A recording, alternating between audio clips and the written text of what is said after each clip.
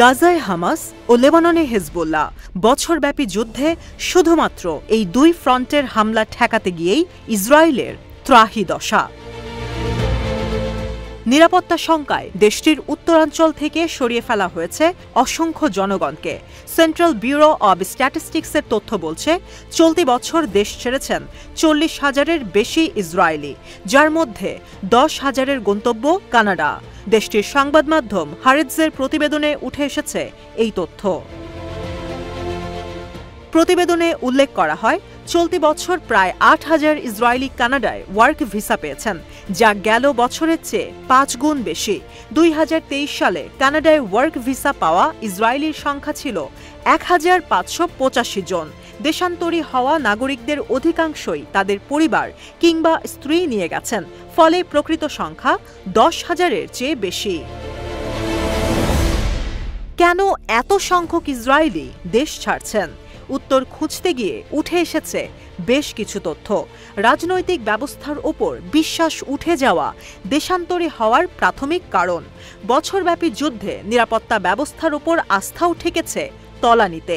সামাজিকভাবে অবিচারের শিকারও হচ্ছেন অনেকে। এছাড়াও ইসরায়েলিরা বিশ্বাস করতে শুরু করেছেন, নেতারা জনগণের বদলে নিজেদের আখের গোছানোতেই ব্যস্ত। তবে যুদ্ধের কারণে দেশান্তরী হবার হার বেড়েছে বিষয়টি এমনও নয়। শোরেশ ইনস্টিটিউশন ফর সোশিও ইকোনমিক রিসার্চের প্রতিবেদন বলছে, বেনিয়ামিন নেতানিয়াহু পুনরায় ক্ষমতা গ্রহণের পর থেকেই বেড়েছে দেশ ছাড়ার সংখ্যা।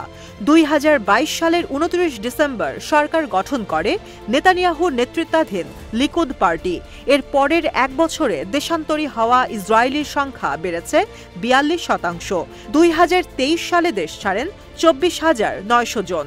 আগের বছর এই সংখ্যা ছিল 17,520। ইসরায়েলে নতুন অভিবাসী আগমনের হারও নিম্নমুখী। চলতি বছর দেশটিতে স্থায়ীভাবে বসবাসের সুযোগ পান 31,000 মানুষ। 2023 সালে এই সংখ্যা ছিল 46,000। সবচেয়ে বেশি প্রায় 20,000 মানুষ এসেছেন রাশিয়া থেকে।